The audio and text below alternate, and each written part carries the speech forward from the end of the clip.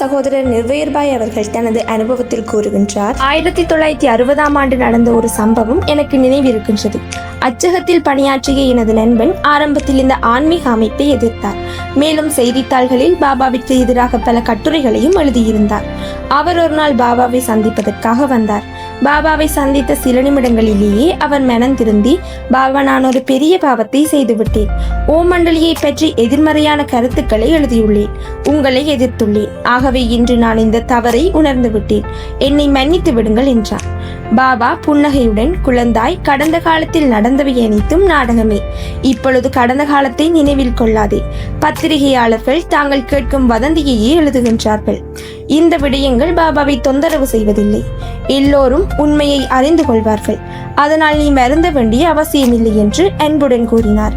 என் நண்பரும், பாபா, நான் இனிமேல் நன்மைக்காக மாத்திரமே பத்திரிகையை எழுதுவேன் என்று கூறினார்.